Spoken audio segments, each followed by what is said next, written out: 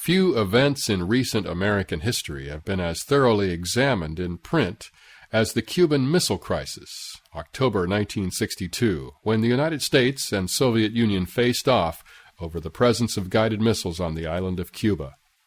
In January 2005, I reported on a book on the crisis written by a journalist who covered this turbulent period. It is an incredibly dramatic story, but contained in just a fortnight, 13 days of high international tension. Speaking at the Sarasota Reading Festival, Pulitzer Prize-winning journalist Max Frankel, author of High Noon in the Cold War, Kennedy, Khrushchev, and the Cuban Missile Crisis.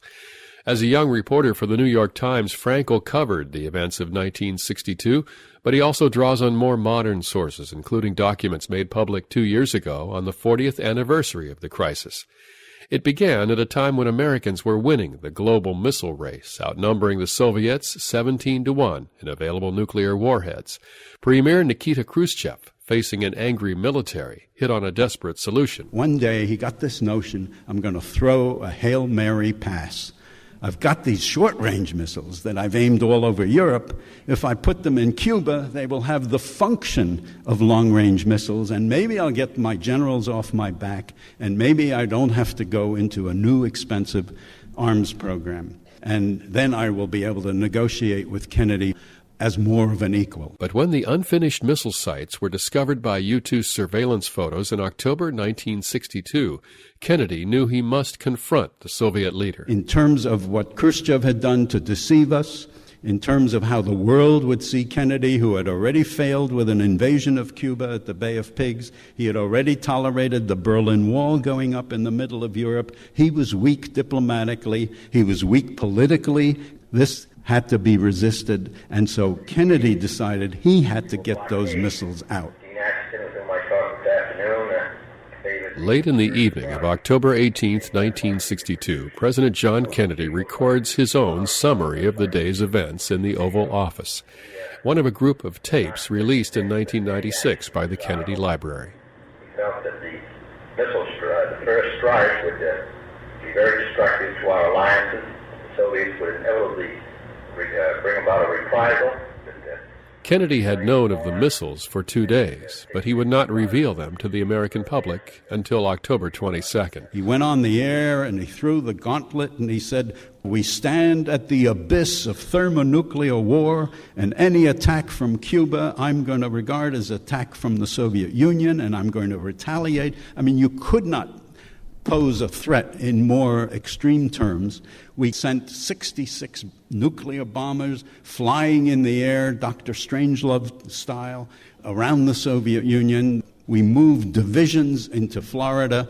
We requisitioned trains and buses. We sent the entire American Navy and 7 aircraft carriers into the Caribbean.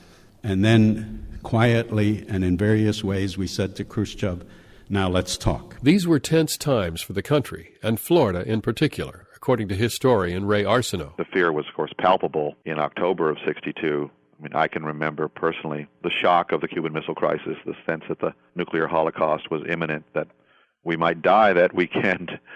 There was an immediacy in Florida that perhaps there wasn't in many other parts of the country, with Cuba being only 90 miles away from the Keys, and with the Cuban population rising and all the bad feeling following the Bay of Pigs. The tensions were perhaps at their height. Of course, Florida was still, at that point, the center of the space program. I think Floridians did see themselves as more of a target.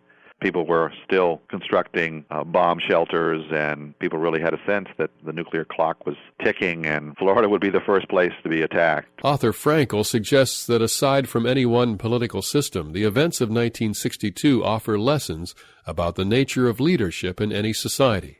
The brash and powerful Khrushchev versus the elegant young Kennedy, and how both men stumbled into the crisis. I don't believe that history repeats itself or that analogies from one era to another have any real significance.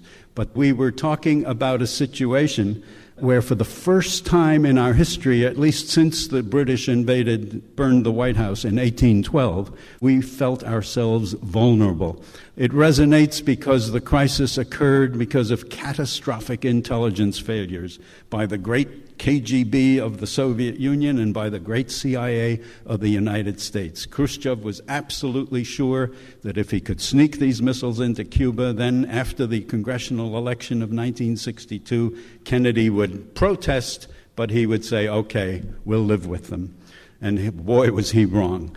And Kennedy was absolutely sure throughout the summer of 1962, when he saw all these Soviet ships, that they would never include nuclear weapons. The CIA assured him that it wouldn't happen, and that through these miscalculations, these two fellows stumbled into this awesome crisis where suddenly, in the image that I put on the title of my book, they were stalking at each other with nukes drawn high noon in the Cold War. Journalist Max Frankel, High Noon in the Cold War, is published by Ballantine Books.